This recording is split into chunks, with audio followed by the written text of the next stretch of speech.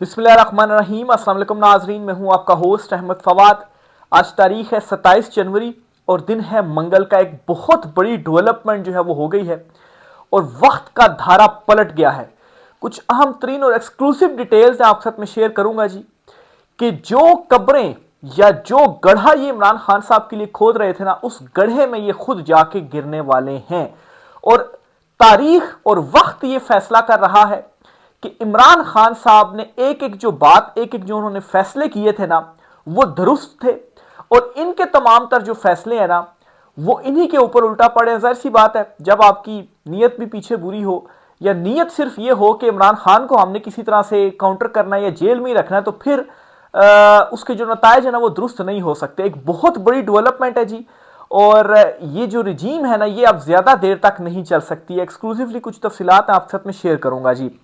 आगाज करते हैं जी इंटरनेशनल डेवलपमेंट्स के साथ। एक बड़ी इंटरनेशनल डेवलपमेंट हुई है जी। भारत ने फ्री ट्रेड मुआहदा कर लिया है जी यूरोपीय यूनियन के साथ, और इस मुआहदे को मदर ऑफ ऑल डील्स जो है वो करार दिया जा रहा था। और ये बहुत बड़ा जो मुआहदा ना, ये वाकई हुआ और वाकई ये मदर ऑफ डील्स है। कैसे जी? अब भारत जो भी ट्रेड करेगा ना, अच्छा, एक तो यूरोपीय यूनियन को 1.5 अरब की जो आबादी है ना, वहां तक की जो एक्सेस मिल गई है ना ट्रेड की। और सबसे इंपॉर्टेंट चीज ये कि 0% टैरिफ के साथ। ट्रंप के पास एक सबसे बड़ा हथियार क्या था जिसकी वजह से वो ब्लैकमेल कर रहा था? वो टैरिफ का था कि मैं 100% लगा दूंगा, मैं ये कर दूंगा, मैं वो कर दूंगा। भारत ने चूंकि एब्सोल्युटली नॉट कहा, वो रूस से भी तेल जो है वो खरीद रहा है, वो चीन से भी जो तिजारत है वो कर रहा है, वो ईरान से भी जो तिजारत है वो कर रहा है। और अब जी यूरोपीय यूनियन के साथ भी भारत ने ये जो मुआहदा है ना, वो कर लिया है। और 0% टैरिफ जो है ना, अब जो उनकी मसनूआत होंगी, सेल परचेज वो करेंगे, उसके ऊपर उनको 0% जो टैरिफ है वो उनका होगा। अब इसका सारा जो नुकसान है वो किसका होगा? वो पाकिस्तान का इस सूरत में होगा कि पाकिस्तान जाहिर सी बात है कंपटीटर है, और कई मसनूआत ऐसी हैं जी जो कि हम बेचते हैं और यूरोपीय यूनियन जो है उसको बेचते हैं। और हमारा वो जो जीएसपी स्टेटस है, फिलहाल तो 2027 तक तो वो है, लेकिन वो जो जीएसपी स्टेटस है हमारा, जब वो हमें मिलता है तो तब हमारा 85% जो हमारी मसनूआत होती है उसके ऊपर टैरिफ नहीं होता, 0% होता है। और जब वो हमारे पास नहीं होता तो फिर टैरिफ हमें जो है वो देना पड़ता है। तो हम कैसे अब कंपीट कर पाएंगे, या हमारी जो मसनूआत है वो आलमी मंडी में कैसे कंपीट कर पाएगी? तो एक तो वैसे ही माइशत का महंगाई की, बेरोजगारी की वजह से बेड़ा गर्क जो है वो हुआ है, माइशत डूबी पड़ी हुई है, और ऊपर से ये जो बड़े झटके हैं ना वो लग रहे हैं। अच्छा, सिर्फ इतना ही नहीं हो रहा, चूंकि हमने जो कुछ फैसले लिए हैं बाजारी से, तो यही है ना कि हम अमेरिका वाला जो बेल्ट है ना उसी तरफ जाकर बैठ गए हुए हैं।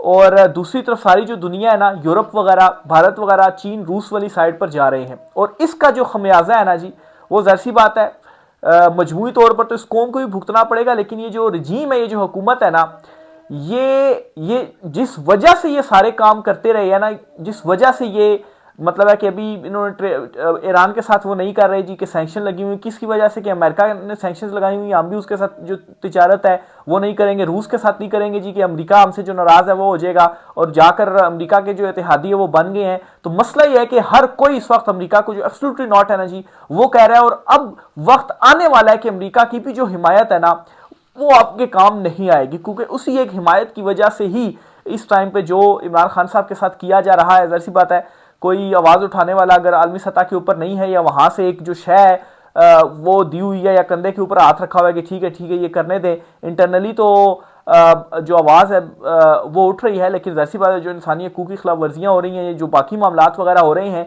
तो अब हालात उस नहज पर पहुंच रहे हैं कि जहां पर चाह कर भी आप खुद को नहीं बचा पाएंगे। और जो गढ़ा आप इमरान खान के लिए खोद रहे थे, उस गढ़े में आप खुद गिरेंगे। अब सिर्फ ये डेवलपमेंट नहीं हुई, इसके साथ मजीद भी कुछ डेवलपमेंट्स हुई है, ये भी जरा आपको बताता हूं जी। बरतानवी जो वज़ीर आज़म है ना, वो बहुत जल्द चीन का दौरा करने जा रहे हैं। अब ये कंफर्म हो गई है। पहले तो जराए से ये इतलात जो है वो आ रही थी कि जो प्रेसिडेंट वज़ीर आज़म हैं बरतानिया के, वो चीन का दौरा करेंगे। अब ये कंफर्म हो गया। और इससे पहले कनाडा के जो वज़ीर आज़म थे ना जी, या सदर थे, उन्होंने दौरा किया है चीन का, उनके साथ जो मुआहदे हैं ना वो करके आए हुए हैं। अब क्या हो रहा है जी, इवन के ना सिर्फ बरतानिया बल्कि जो यूरोपीय यूनियन है ना, वो भी बहुत जल्द चीन से डील करने जा रहा है, बहुत करीब है वो चीन से डील करने के लिए। तो यहां पर अब चीन ने क्या एक खेल खेला है या किस तरीके से वो आलमी मंडी को कैप्चर कर रहा है। माशी तौर पर यहां पर जो चीन है ना वो ऑलमोस्ट शिकस्त दे चुका है अमेरिका को। और जो इस वक्त अमेरिका की ये ट्रंप की पॉलिसीज हैं, खास तौर पर ये जो टैरिफ के हवाले से है, तो दीगर कंट्रीज भी इससे तंग आई हुई हैं। कनाडा जो है वो तंग आकर चीन से मुआहदे कर रहा है। फिर इसी तरीके से बरतानवी वज़ीर-ए-आज़म चीन की तरफ जा रहे हैं, यूरोपीय यूनियन चीन की तरफ जा रहा है, रूस चीन का तो वैसे ही इतिहाद है। भारत जो है वो रूस के साथ तिजारत कर रहा है, उससे जो ऑयल है वो खरीद रहा है, चीन के साथ जो है वो ट्रेड वगैरह कर रहा है। तो अमेरिका या ट्रंप जो है उनसे आहिस्ता आहिस्ता करके ऐसी ऐसी डेवलपमेंट्स हो रही हैं हैरान कुन तौर पर। ये अगर फर्ज करें ट्रंप की जानिब से इतने बड़े बड़े इकदाम ना लिए जाते तो शायद ये जो फैसले थे वो इतने जल्दी ना होते, इसमें देर लग सकती थी। लेकिन अब बड़ी तेजी के साथ ये जो मंजरनामा है ना वो तब्दील होता जा रहा है। इवन कि हमारे वाले जो हैं वो भी हैरान है जी कि हमें तो अंदाजा नहीं था कि इतनी जल्दी ये पीस बोर्ड जो है वो ट्रंप बना लेगा, और उसके बाद इसके पास तो अभी 3 साल भी हैं, तो फौजें भी भेजनी पड़ जाएंगी और बाकी मामलात भी होंगे और बाकी भी वो फैसले करेगा और हमें साथ देना पड़ेगा। क्योंकि इस वक्त सिचुएशन ये है कि हम ना नहीं कह सकते, ना कहेंगे तो हमारी जो रजीम है वो किधर जाएगी, वो खात्मा हो जाएगा, इक़्तिदार जो है वो उलट जाएगा, और हाँ कहेंगे तो उसका बोझ भी हम बर्दाश्त नहीं कर पाएंगे और खुद को मजीद हम तनहा जो है वो कर रहे हैं। खित्ते के अंदर इस वक्त आप देख लें, अभी जो इसराइल वाला मामला, इस मामले के जो ईरान वाला मामला है, जो अमेरिका हमला करने जा रहा है ईरान के ऊपर, अभी तक खैर बेड़े वगैरह तो उनके पहुंचा चुके हुए हैं, लेकिन इस पर भी जो अरब कंट्रीज हैं, सऊदीया हो गया, कतर हो गया, बहरीन हो गया, यूएई हो गया, ये कह रहे हैं जी कि हम अपने जो बेसिस है ना यहाँ पर अमेरिका को, वो हम आपको इस्तेमाल नहीं करने देंगे। दो टोक जो मौक़िफ़ है ना जी, दो टोक पैगाम जो है वो ट्रंप को पहुंचा दिया गया है। तो आहिस्ता आहिस्ता करके जी अमेरिका या ट्रंप की जो पॉलिसीज है ना, जो उनके अपने इत्तेहादी या हिमायती है ना सिर्फ उनसे दूर कर रहा है, बल्कि एक और बड़ी डेवलपमेंट ये हो रही है कि रूस जो कि यूक्रेन के मामले में इस वक्त फंसा हुआ है, सैंक्शंस का भी सामना कर रहा है। यूरोप जो है वो उससे भी गैस जो है वो भी नहीं ले रहा। तो बहुत जल्द जो यूरोप है ना वो भी रूस से जो मुआहदे हैं ना वो आपको करता हुआ दिखाई देगा, अगर इसी तरीके से जो डेवलपमेंट्स है ना वो होती रही तो। अब सबसे पहले एब्सोल्युटली नॉट किसने कहा था? इमरान खान ने कहा था अमेरिका को, ठीक है। फिर उसके बाद ये सारी एब्सोल्युटली नॉट की जो लाइन है ना वो लगी है।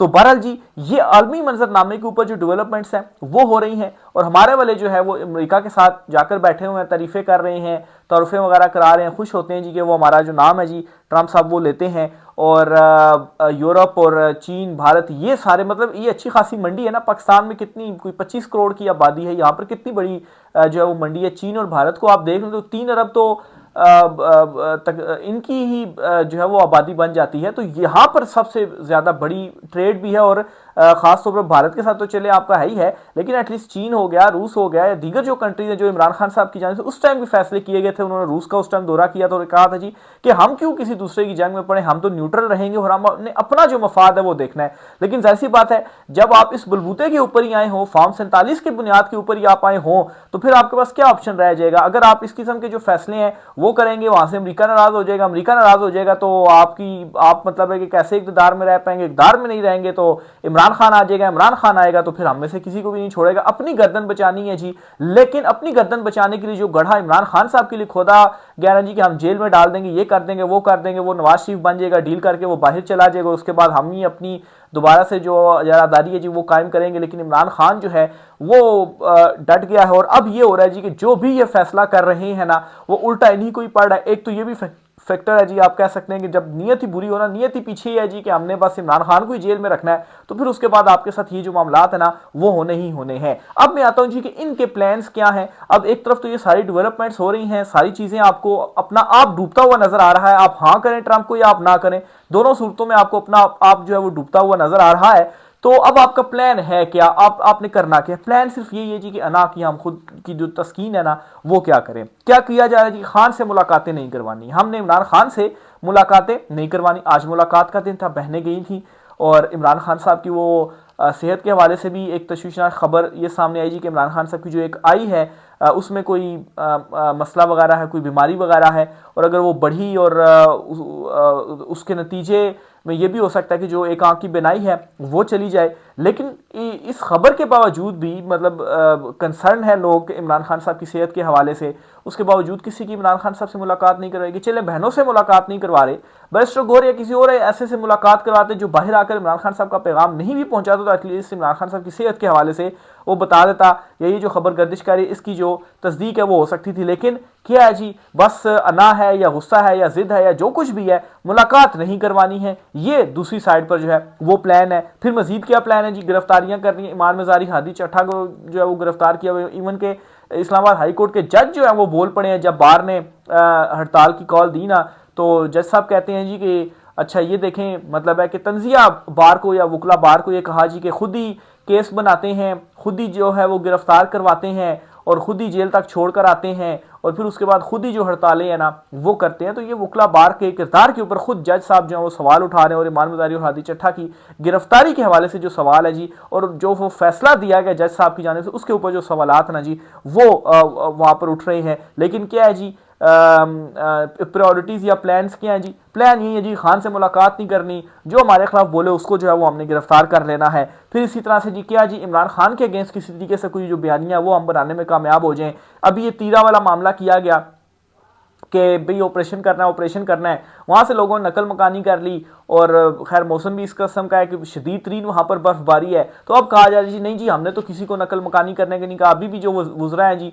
ख्वाजा आसिफ डिफेंस मिनिस्टर साहब, वो उन्होंने भी पूरी लंबी चौड़ी जो प्रेस कॉन्फ्रेंस है वो की है। लेकिन प्रेस कॉन्फ्रेंस करने के बावजूद भी जिसका वो दिफा करना चाह रहे हैं, उनका जो दिफा है ना वो उनसे नहीं हो पा रहा। तो बहरहाल जी क्यों नहीं दिफा हो रहा? क्योंकि जो हकीकत है ना वो लोग अब जान गए हैं। अब सुहेल अफरीदी के जो उन्होंने एक कहा हुआ है 24 घंटे की जो उन्होंने डेडलाइन दी हुई थी वो खत्म होती जा रही है, पर उसके बाद उन्होंने जिरगा बुलाना है। तो मजीद जो हकीकत है ना वो भी आपके सामने आ जाएगी। तो ये इस वक्त की जो है वो प्रायोरिटीज हैं जी, कि इस तरह का प्लान बना के जो सूबाई हुकूमत है उसके ऊपर हम लान तान करवाएं कि देखें जी इन्होंने नकल मकानी करवा दी, हमने तो कहा ही नहीं था, और कोई फैसिलिटीज ये नहीं दे रहे। लोगों को बुनियादी तौर पर बददिल करने का एक वो था, लेकिन उसमें भी ज़बरदस्त जो है वो जो सूबाई हुकूमत थी केपी की, उन्होंने उसको काउंटर किया। वहाँ पर मौके पर पहुंचे लोगों को जो सहूलियात वगैरह थी वो भी दी। अच्छा फिर इनके क्या प्लान है जी? अच्छा पहले तो 8 फरवरी की जो कॉल इमरान खान साहब की जानिब से जो पीटीए की जानिब से आई जी के पहिया जाम हड़ताल की जाएगी, उसको काउंटर करने के लिए क्या किया जाएगी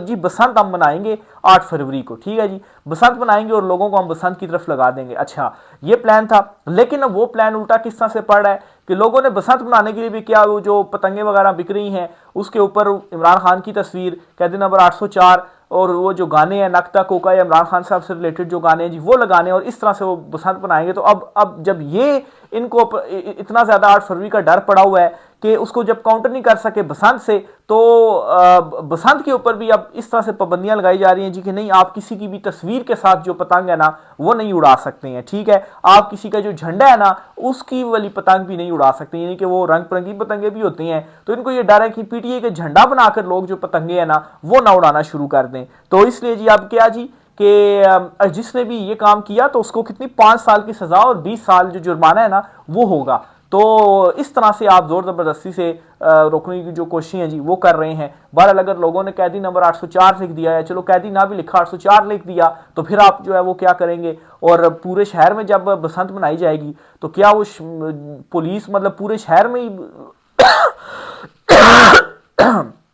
माफ कीजिएगा, पुलिस जो है वो क्या लाहौर में या रावलपिंडी में जिस शहर में या पूरे मुल्क में बसंत मनाई जाती है या पंजाब में पूरे बसंत मनाई जाती है, तो क्या वो जो पुलिस है वो पूरे शहरों में जाकर छतों के ऊपर जाकर वो चेकिंग करने लग पड़ेगी और रोक पाएगी? ऐसा मुमकिन? हाँ, जब आप छापे मारेंगे हो सकता है कुछ को आप पकड़ लें, लेकिन मुकम्मल तौर पर आप नहीं कर पाएंगे। तो लोग इस तरीके से पहिया जाम हड़ताल भी कर लेंगे और ऊपर से ये वाला जो काम है जी वो भी कर लेंगे। तो ये जी दूसरी तरफ इनकी प्रायोरिटीज हैं, और दूसरी तरफ जो आलमी सतह पर आपके साथ मैंने कुछ डेवलपमेंट्स शेयर किए ना, हर तरफ से इनको जो मतलब है कि इस तरफ घटाई की तरफ ही ये जा रहे हैं। और ये जो हिमायत है ना, इवन के जब ये सारी डेवलपमेंट्स हो जाएंगी, ट्रंप भी अकेला रह जाएगा ना, तो इनकी जो ट्रंप की हिमायत इस वक्त मिली हुई है ना, वो हिमायत भी इनके जो काम है वो नहीं आएगी। बल्कि मैं तो ये कहता हूं जी कि ट्रंप ने एक बड़ा जो जुआ है ना वो भी इस टाइम पे खेल लिया, क्योंकि उसको ये नजर आ रहा था कि जल्द हमने कुछ ना किया तो चीन जो है वो सुपर पावर बन जाएगा। तो अपना सुपर पावर का स्टेटस बरकरार रखने के लिए उसने क्या किया जी, उसने कोई एक जो जुआ है ना वो खेल लिया। और जुए में